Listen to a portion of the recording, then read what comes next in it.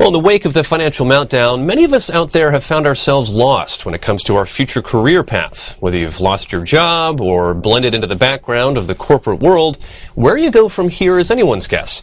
Well, my guest today says, for those looking to get their career back on track, you've got to forge the path yourself.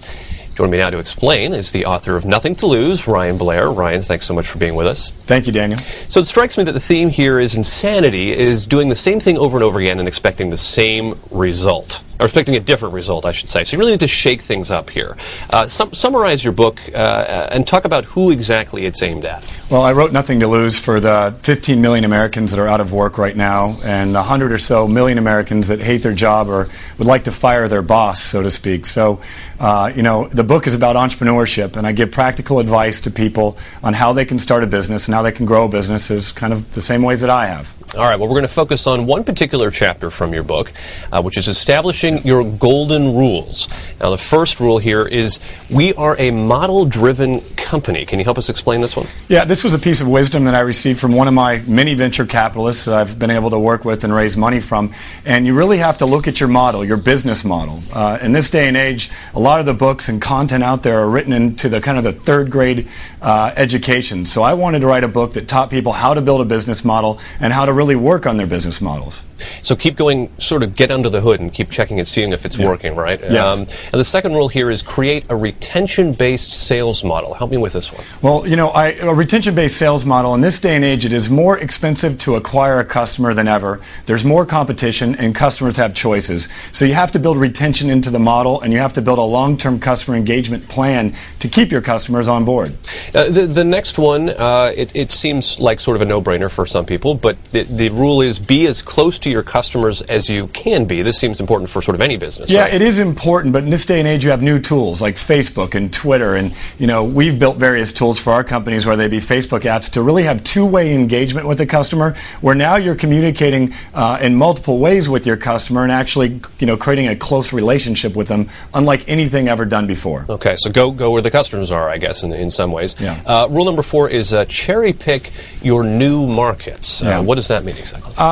We do extensive market research. You look at the marketplace, you look at your consumer or your businesses, and you pick those that don't have competition. In this day and age, you can find out so much information online about where you're going. There's no point in expanding where all of your competitors already are. All right. Well, the fifth golden rule sounds a bit like the third, which is know your customer. How is this different than number 3? Yeah, I talk about that in the book because I want people to actually go into their customer's experience, become their customer, live like their customer, experience their product or service just as their customer would. And in fact, I always recommend to any of the businesses I'm involved with that they actually do exactly what their customers are going to do with their product or service.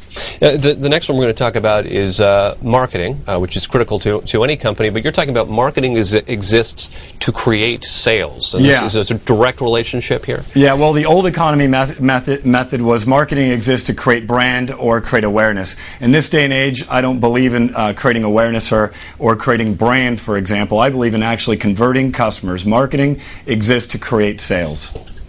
All right, moving on to number 7. The 7th rule is the best formula for increasing sales. And you actually have a formula here. I mean, it's this times that equals what? So give us that actual formula. It's real simple. Exposure, meaning the amount of people that you're exposing to your product or service, times conversion, meaning the ability to convert that lead, so to speak, equals your sales. So if you want more sales, increase your exposure and increase your conversion efficiency. All right, that's good to know. Even if you can't do math, that's pretty straightforward. Rule number 8 is adaptation is key to survival. I think Darwin would agree. What are we adapting to these days? Well, a new consumer. Consumers are doing things differently than they ever have. I mean, they're using text messages, smartphones, iPhones. You have to adapt to where the consumer is. They have more choices and they have more information about your company than they ever have. So the whole world's changing and the playing field is leveled out for any entrepreneur. Don't get stuck behind. And your final rule is compensation drives behavior. Now, is this rewarding employees or people working around you? What's the key to this? It's everyone. When I look at a strong business, I look at their compensation plan, whether it be top-down, their executive management, or bottom-up. How is the call center service representative compensated? So really, you look at the compensation, and compensation happens in multiple forms. Not only is it pay and incentive pay, stock options. I mean, there's a variety of ways to compensate employees and create a culture where employees are actually doing good for for the customer. All right, well, there's lots more to the rest of the book, which I'm sure people will check out. But just quickly, what gave you the motivation to want to write this book? Well, you know, millions of Americans right now have nothing to lose. And the reason why I titled the book Nothing to Lose is because that really is the mindset. A lot of Americans, most of which are $500 away from bankruptcy, they hate their employment, they're underemployed or out of employment. So they really have nothing to lose.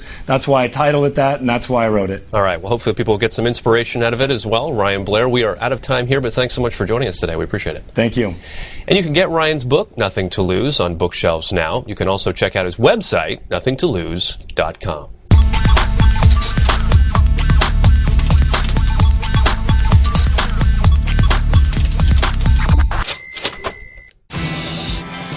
ABC News Now. Good to know.